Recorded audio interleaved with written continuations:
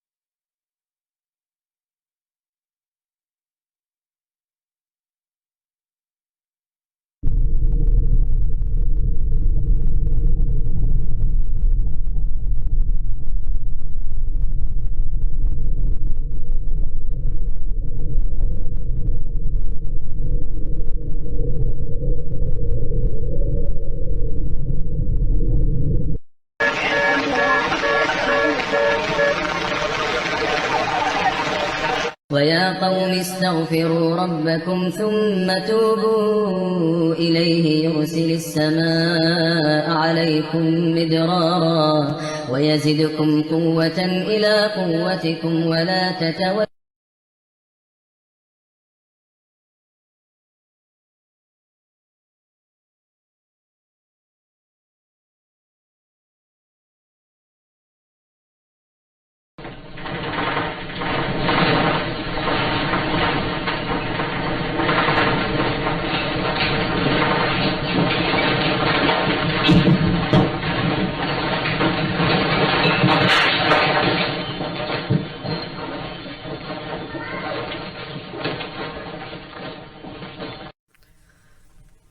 ايوا هنا فين سالت النهاية ديال الحومة، فين الناس الحومة الدنيا الدقدقات بقى الحجر. الحجر اللي بقى الدنيا كي ولات. شوف الديور كان طرواز ديال ميطة طاحت وشي الديور مجا اللي جاب كلشي لابسات بحالو. الناس كان اللي عنده دار طالع له 90 مليون مشات دمار. شي قالت إليستريك. ووهو. شي حاجة كتحرك. زنزان. شي باطو خارج. ويش زنزان. ويش واختي وزنزان غيضرب شديدة.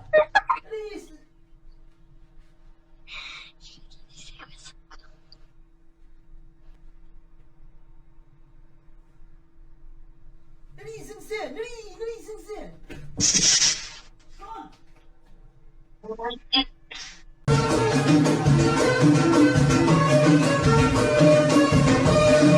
سيدي يا ربي تعينه وتسد الخطى تنسى على النبي.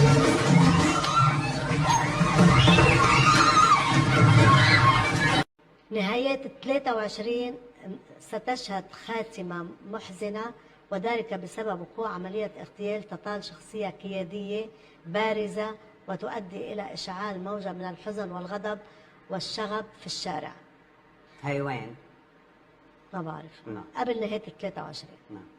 سيتم إيقاف التعليم في عدة مدارس وجامعات بالعالم، وذلك بسبب حصول حدث مؤسف وكبير بيتعلق بانتشار وباء جديد وخطير غير كورونا وغير الفيروسات اللي حكوا عنها.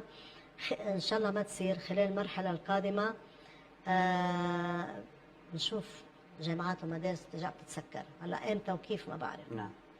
شخصيه اعلاميه بارزه ومعروفه حول العالم اراها تقضي وتفارق الحياه في حدث مؤسف وكبير. سوف يتعرض أحد السجون في العالم إلى عملية تمرد خطيرة وواسعة، وسنرى الفوضى والشغب تعم أرجاء هذا السجن، مما سيؤدي إلى حصول مجزرة بشرية سيذهب ضحيتها عدد كبير من السجناء، ومعهم عدة ضحايا من رجال الأمن، وسوف يرافق هذه العملية ضجة إعلامية واسعة وكبيرة. وين وكيف ما بنعرف. شبكات الانترنت سوف بتتوقف وبتنقطع لفترة زمنية محدودة عن أغلب دول العالم لحدث ما. هذا حيصير.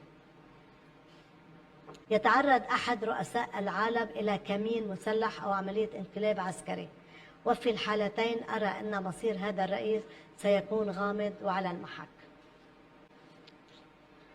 زمن المعجزات على وشك أن يعود من جديد، وذلك من خلال رؤية معجزة حقيقية بالصوت والصورة، مما سيجعل العالم أمام حالة كبيرة من الدهشة والذهول.